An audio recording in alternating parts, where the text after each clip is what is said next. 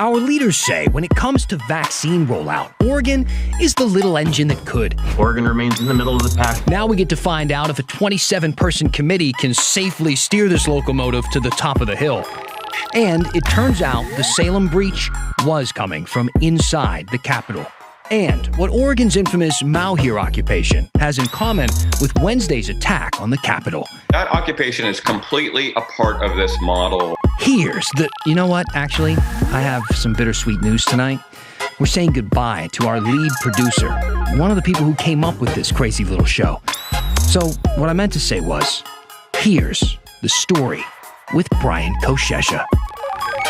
Oh, pains me to hear that. But it's true. We'll give you some details a little later in the show. In the meantime, you guys send so much love to me every single night, and it's all, Dan, great show. Oh, we like the show.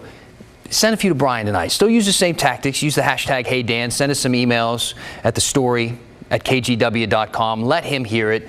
Give him a hey, Brian. You know what I mean? Because he really deserves it. He's going to be missed. Again, we'll talk about that a little bit later. In the meantime, let's talk about some good news.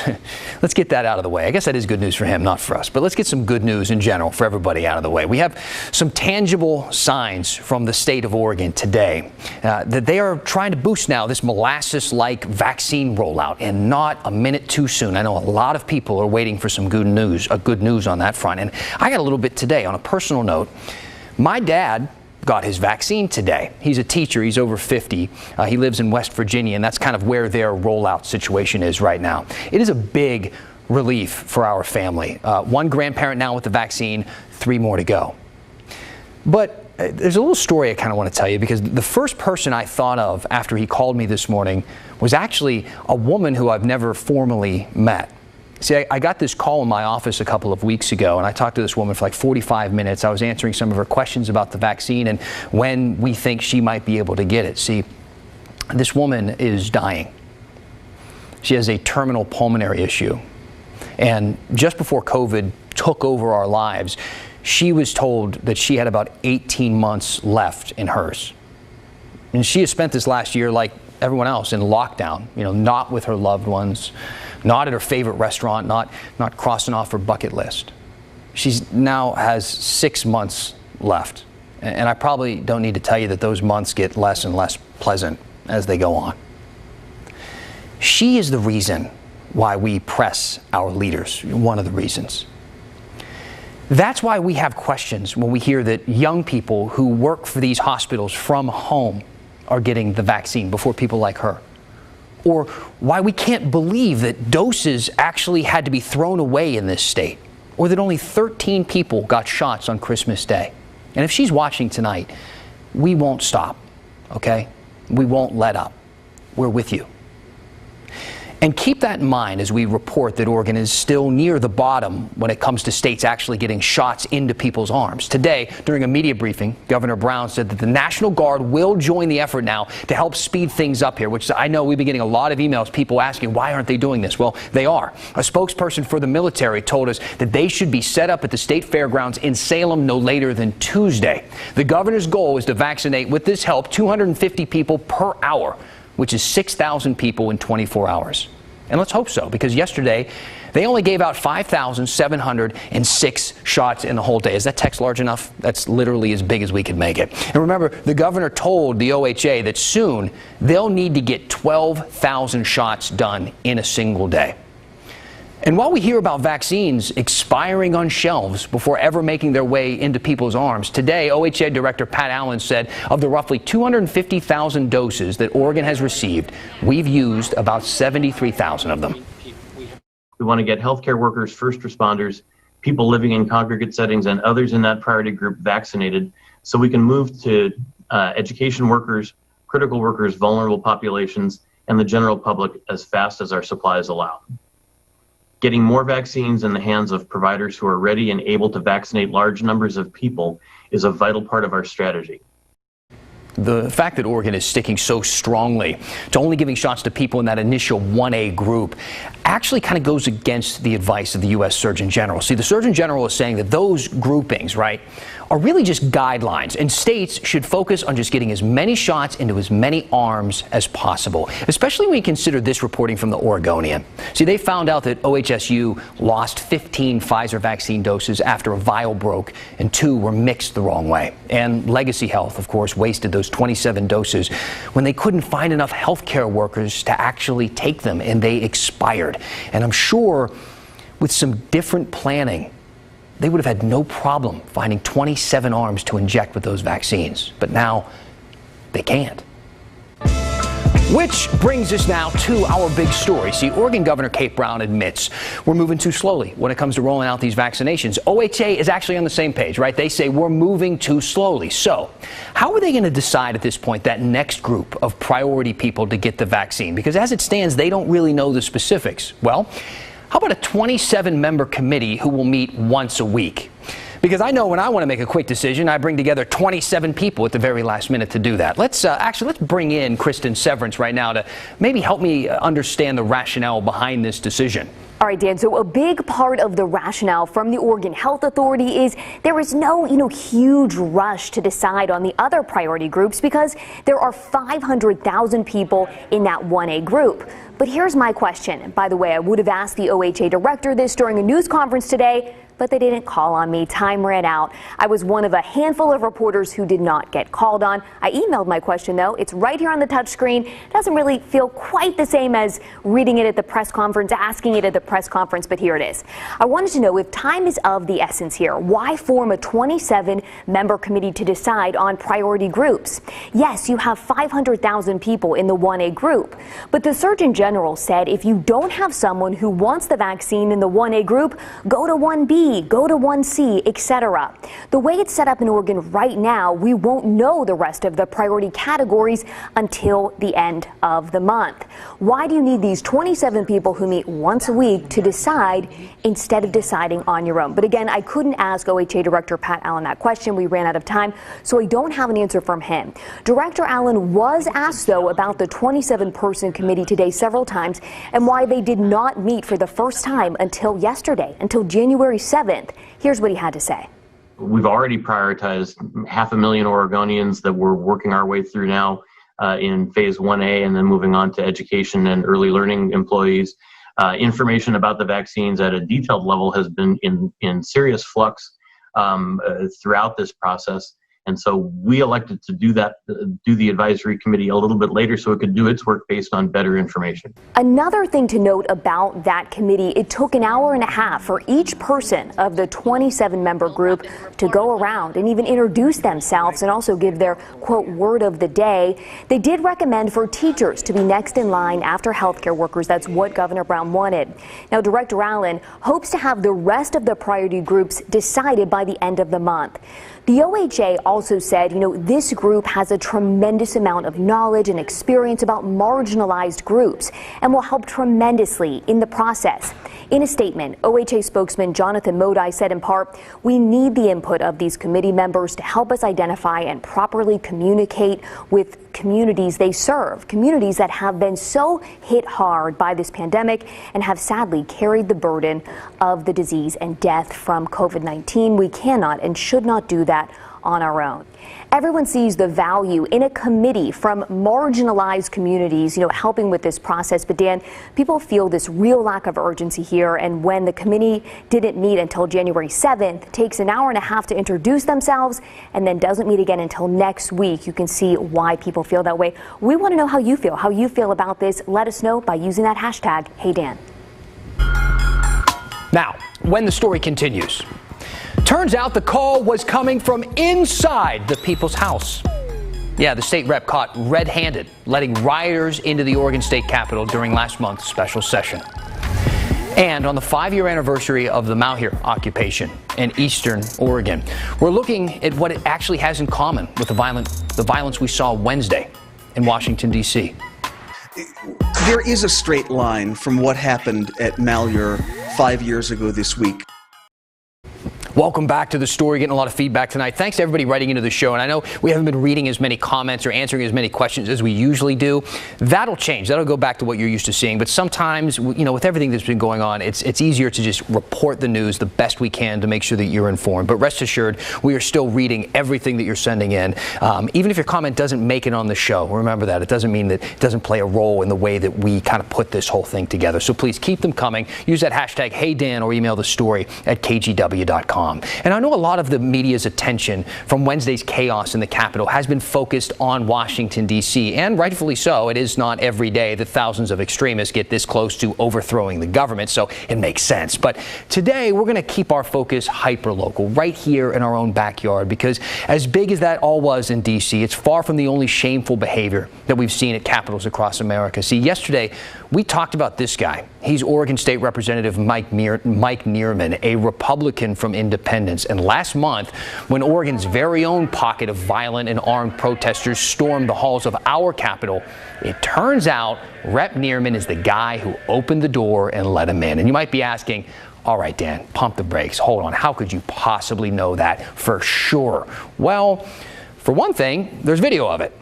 You're taking a look at surveillance footage of it happening. That's Neerman zipping out the door of the Capitol, making way for anti-lockdown rioters to come storming on in. Now, about 30 seconds later, this happened. Oregon State troopers, they rushed over and they pushed the group back outside. But we just showed you the video of how far that group got inside before they got kicked back out. And earlier this week, Oregon House Speaker Tina Kotek said it was a little too close for comfort.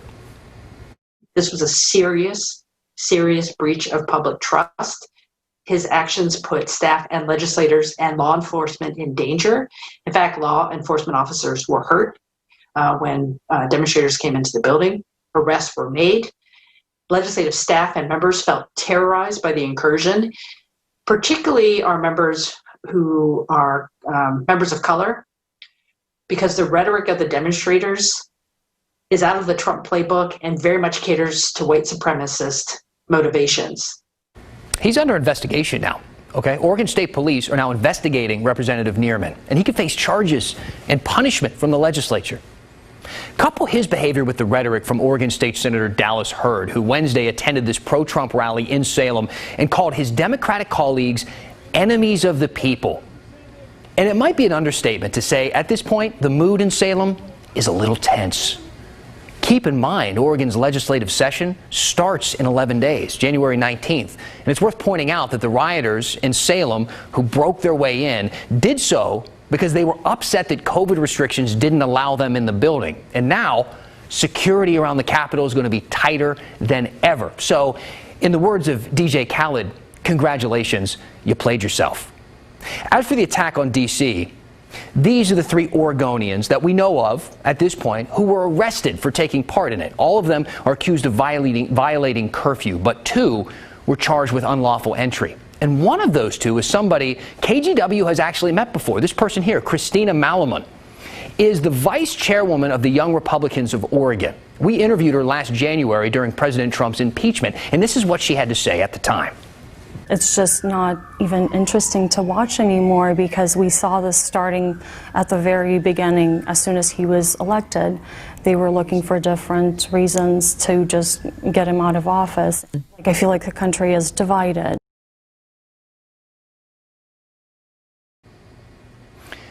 Democrats in Oregon and across the country, and even a Republican here and there, are calling on President Trump to resign, be impeached, or forcibly removed under the 25th Amendment. In total, 197 members of the House and 37 senators, including Speaker Nancy Pelosi and Senate Minority Leader Chuck Schumer.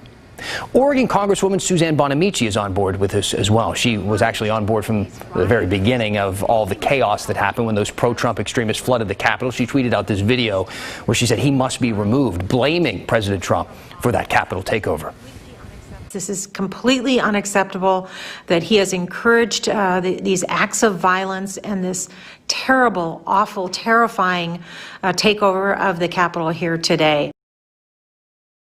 Democrats Earl Blumenauer and Peter DeFazio, they have joined the call, along with both Oregon Senators Jeff Merkley and Ron Wyden. Now, Wyden also says his Senate colleagues Ted Cruz and Josh Hawley should resign for, in his words, fomenting a violent mob for personal gain.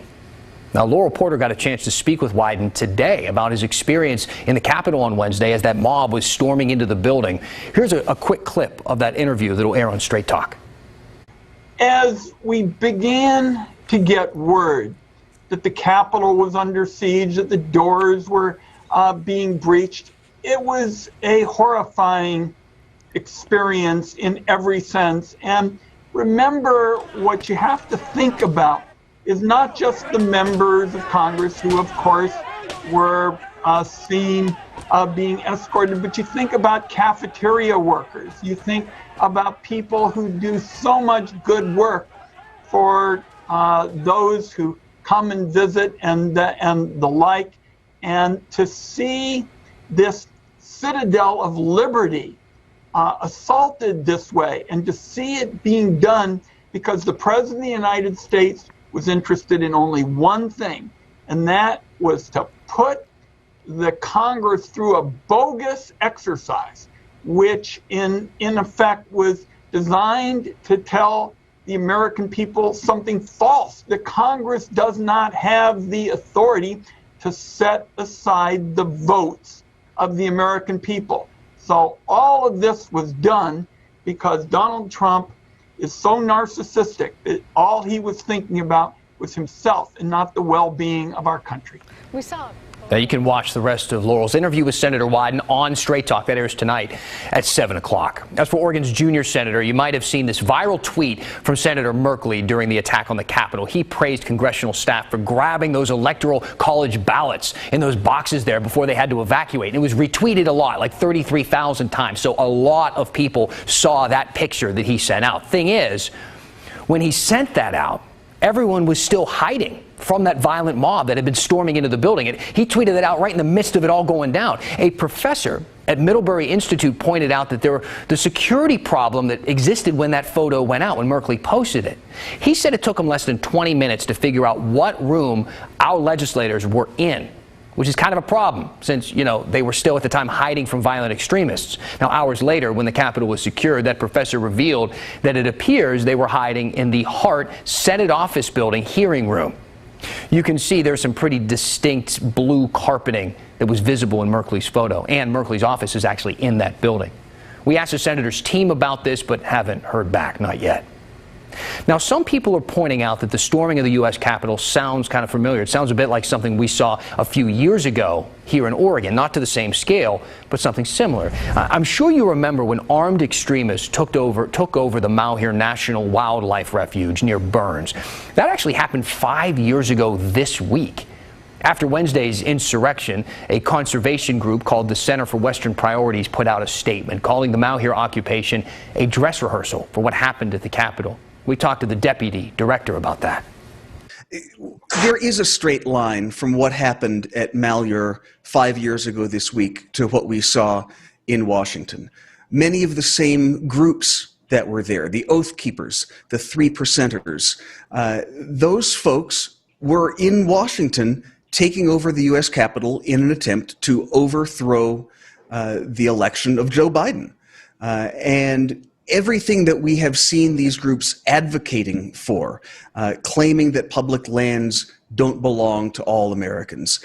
This is a through line that they have carried forward these last 5 years, and they have been encouraged and emboldened by President Trump and the Trump administration. Now, I also wanted to get the opinion of someone who studies extremist groups. So I asked sociologist Randy Blazak about the connection between the MALHEUR occupation and what we witnessed in Washington, D.C. That occupation is completely a part of this model of the patriot militia movement, the anti-government movement that is distrustful of federal authorities. In this case, it was the Bureau of Land Management that was the target. And that the people on a local level are the sovereign citizens, which is a term that they use, are the sort of the local authority that should be followed. And when the federal government goes too far in their authority, the people have a right to step in and take that authority back. And so they were a part of that. They are a part of that because those folks are still there in, working in this sort of subculture of anti-government rhetoric. Like I mentioned a moment ago, that occupation started 5 years ago this week. So why don't we take a look back in the KGW vault of when we sent Pat Doris to cover the standoff. Steve and Dwight Hammond walked back into federal prison today in California to finish 5-year prison terms for arson. Many here in Burns are outraged because the pair were originally sentenced to much shorter terms, but the federal government appealed and now they must finish all 5 years. Many people think it's a heavy-handed move by the federal government, including the head of the Burns City Council. I empathize with the Hammonds. I'm sorry for their situation. I think the heavy-handed, you know, from the federal government. But they haven't made it about that. They are the armed protesters. They marched through Burns Saturday, then some broke off and took over the visitor center at the MALHEUR National Wildlife Sanctuary south of town. The group is led by Amond Bundy, a Nevada rancher whose father is famous for battling the federal government over land issues. He has said they represent regular Americans who are being abused by an oppressive federal government. Our purpose, as we have shown, is to restore and defend the Constitution. You said you were here to help the citizens of Harney County. That help ended when a peaceful protest became an armed occupation. Today, the Harney County Sheriff, elected by those citizens, sent a public message to Bundy and the others. The Hammonds have turned themselves in. It's time for you to leave our community, go home to your families, and end this peacefully. City Council leader Dan Hoke agreed it is time for the group to move on. He said many in town are frightened. We have concern for safety. We've got people being followed. We've got them parking outside of houses, not just law enforcement, but those who are against their cause, parking and intimidating. And I'd like to see them go away. Well, they didn't go away, and they continued occupying that wildlife refuge for more than a month. You might remember the standoff turned deadly when a group went to meet with a sheriff in the next county, and their caravan got stopped by the FBI. Lavoy Finicum was shot and killed, and Amon Bundy and his brother Ryan were arrested. 27 people were charged, but the Bundys and other leaders of the occupation were eventually acquitted. We're going to finish this thing up next with some comments. Send them our way. Use that hashtag HeyDan. Email the story at kgw.com. We'll see you right after a couple commercials.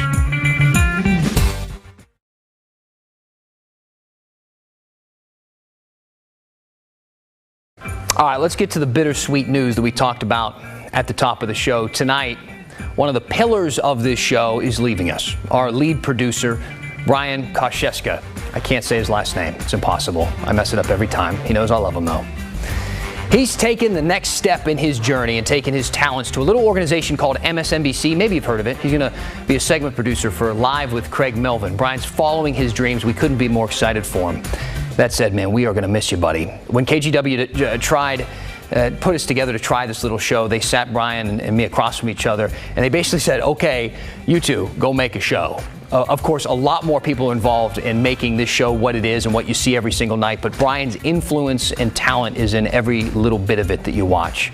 My wife took a little picture, and I guess he's replacing me. That was a picture right as we launched this. We had no idea what the show was going to be about, the journey it was going to take us on, and where it would lead us. We get to see now where it's leading Brian. So thank you, Brian, for everything you've done for this show and for this community.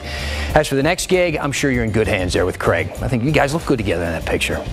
In the meantime, look, we always ask you to use the hashtag HeyDan. Keep using it. Send us emails at thestory@kgw.com. But if you're a viewer of this show who has appreciated what we've tried to do over the past year, send Brian a little note tonight. He certainly deserves it and has earned it. And I get more credit than I deserve by being the one in front of the camera. But it's Friday. Let's end on a positive note. Let's thank Brian as I am right now. And thanks to all of you who tune in each night and watch the work that he puts on the air. That's it for tonight. Have a great weekend. That's the story. See you on Monday.